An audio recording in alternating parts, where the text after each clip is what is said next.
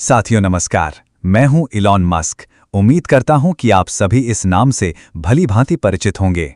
वैसे तो मैं इंग्लिश में ही बोलता हूं, मगर आज की एआई टेक्नोलॉजी ने सब कुछ आसान कर दिया है। आज मैं भी आप सभी हिंदी भाषी लोगों तक अपने जीवन के अच्छे बुरे अनुभवों को आपके साथ साझा करना चाहता हूं। मैं चाहता हूं कि आप सभी मुझे एक सक्सेसफुल मार्गदर्शक के रूप में सुनें, क्योंकि आज की डेट में मुझे बड़ा पागल और मुझसे भी ज्यादा अमीर इंसान इस पूरी दुनिया में कोई भी नहीं है। तो अब मैं जो कुछ भी बताने जा रहा हूं उसे ध्यान से सुनें। साथियों, जब मैं छोटा था तब मैं बहुत अकेला रहता था। स्कूल में मेरे साथ बुरा व्यवहार होता था। बच्चे मुझे पीटते थे, मेरे साथ हंसी मजाक करते थे। शायद इसलिए क्योंकि मैं सवाल बहुत पूछता था। मैं चीजों को गहराई से समझना चाहता था। मैं दुनिया को एक अलग नजर से देखता था। लेकिन उस समय किसी को इससे फर्क नहीं पड़ता था। मैंने किताबों में अपनी दुनिया खोज ली। एक वक्त ऐसा था जब मैं दिन में 10-10 घंटे किताबें पढ़ा करता था। साइंस, फिजिक्स, इंजीनियरिंग, फिक्शन, जो मिला वो पढ़ा। यही मेरी दुनिया बन गई, यही मेरा सहारा थी। मैं साउथ अफ्रीका में पैदा हुआ था, लेकिन मन में हमेशा एक सपना था कि मुझे अमेरिका जाना है, क्योंकि वहां सपनों को हकीकत में बदला जा सकता है। वहां लोग पागलपन को पागलपन नहीं मानते, बल्कि कोशिश समझते हैं।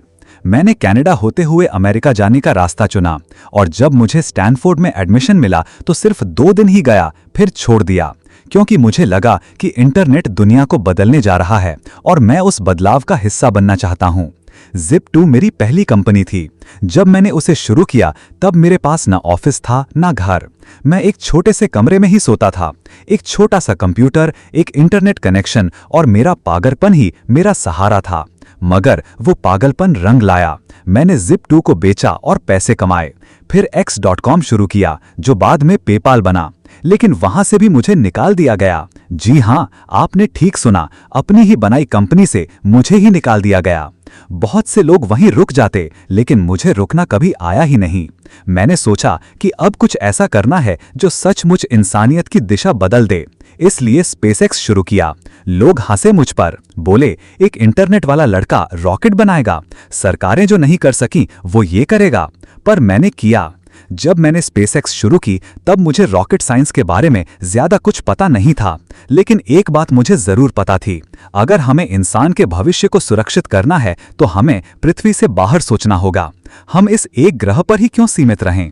मुझे ये विचार पागलपन नहीं बल्कि जरूरी लगा। मैंने किताबें पढ़ी, वैज्ञानिकों से बात की और फिर सब कुछ दांव पर लगा दिया। मैंने जो पैसा पेपैल से कमाया था उसका बड़ा हिस्सा स्पेसएक्स में झोंक दिया। मुझे फर्क नहीं पड़ा कि लोग क्या कह रहे हैं, सबका कहना यही था, एक इंटरनेट वाला आदमी रॉकेट बनाएगा, तुम पागल हो। पहला लॉन्च किया, फेल हो गया। उस रॉकेट ने अभी जमीन भी पूरी तरह से नहीं छोड़ी थी कि वो तेज आवाज के साथ फट गया। लोग हंसे। मीडिया ने लिखा, इलॉन मस्क्स $100 मिलियन फायरवर्क्स शो। सभी लोगों ने मेरे इस फेलियर का मजाक उड़ाया, पर मैंने हार नहीं मानी। मैंने दूसरी बार लॉन्च किया और फिर फेल। इस बार थोड़ी उम्मीद थी कि सब कुछ ठीक चलेगा, लेकिन टेक्निकल गड़बड़ी ने सब बिगाड़ दिया। मैं खुद भी हैरान रह गया। मैंने टीम को देखा, सबके चेहरों पर निराशा थी, लेकिन मैंने उनसे कहा, हम फिर करेंगे। तीसरी बार लॉन्च किया और फिर फेल। इस बार तो सब कुछ दांव पर था, मेरा आत्मविश्वास, मेरी कंपनी, मेरा सपना। मेरे पास ज्यादा पैसे नहीं बचे थे, निवेशक पीछे हट चुके थे और मीडिया तो मान ही चुकी थी कि अब सब कुछ खत्म हो चुका है। उस रात मैं अकेला बैठा था, एकदम चुप। मैंने अपने आप से पूछा, क्या मैं वाकई में गलत था? क्या ये सपना सिर्फ एक पागलपन था? मेरे पास 2 विकल्प थे, या तो हार मानकर सब बंद कर दूं या फिर एक आखिरी बार कोशिश करूं। मैंने दूसरा रास्ता चुना। जो कुछ भी मेरे पास बचा था वो सब कुछ मैंने चौथे लॉन्च में लगा दिया। ये एक ऐसी बाजी थी जिसमें या तो मैं सब जीत जाता या फिर सब कुछ खो देता और रोड पर आ जाता। चौथे लॉन्च के दिन मेरी सांसें अटकी हुई थीं। मैं कुछ नहीं कह रहा था, बस मॉनिटर पर देख रहा था। जब काउंटडाउन शुरू हुआ, 10, 9, 8, उस वक्त मेरे दिल की धड़कन इतनी तेज थी कि खुद को सुन नहीं पा रहा था। रॉकेट ने उड़ान भरी। 30 सेकंड, 1 मिनट, 2 मिनट, कुछ भी फटा नहीं। रॉकेट स्पेस में जा चुका था। उस दिन मेरी आंखों में आंसू थे। मैं रोया, खुलकर रोया।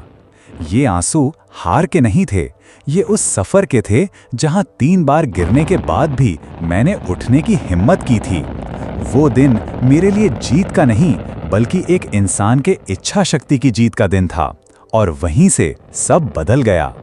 नासा ने हम पर भरोसा जताया, हमें कॉन्ट्रैक्ट मिले। स्पेसएक्स अब सिर्फ एक स्टार्टअप नहीं रहा, ये एक मिशन बन गया। मुझे पता है, बहुत से लोग उस मोड़ पर हार मान लेते हैं, और मैं उन्हें बिल्कुल भी दोष नहीं देता, क्योंकि उस अंधेरे में जब हर दरवाजा बंद हो जाए तो रोशनी ढूंढना बहुत मुश्किल होता है। लेकिन अगर तुम अपने अंदर झांको तो वहां एक छोटा सा दीपक हमेशा जलता हुआ मिलेगा। उसी रोशनी से रास्ता आगे का रास्ता दिखता है। मैंने अपने अंदर वही रोशनी देखी, और उसी ने मुझे चौथी बार रॉकेट लॉन्च करने की ताकत दी।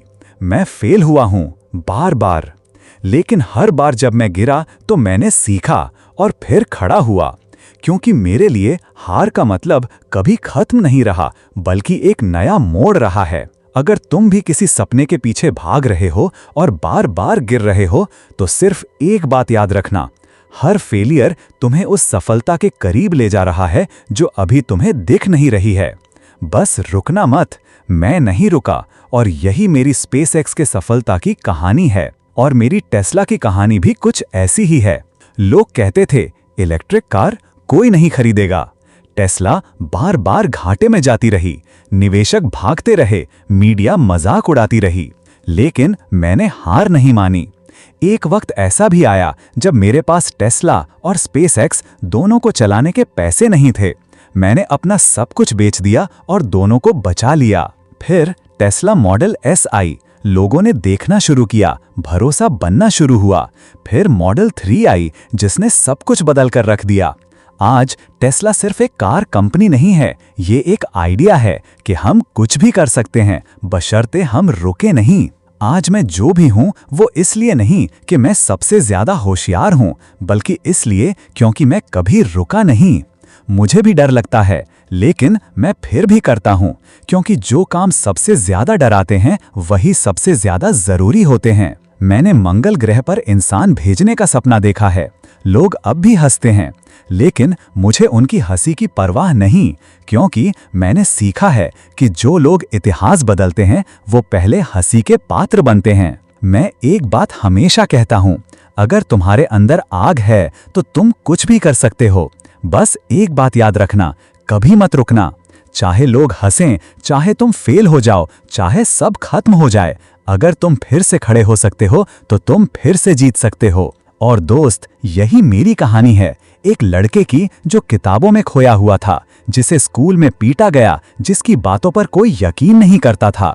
आज वो आदमी रॉकेट्स बना रहा है, कार्स बना रहा है और आगे बढ़ता ही जा रहा है, क्योंकि मैंने कभी अपने सपनों से समझौता नहीं किया। तुम भी समझौता मत करना दोस्त, कभी हार कर मत रुकना दोस्त, फिर देखना एक दिन जीत तुम्हारी होगी। मुझे सुनने के लिए आपका बहुत बहुत धन्यवाद। Have a nice day, God bless you.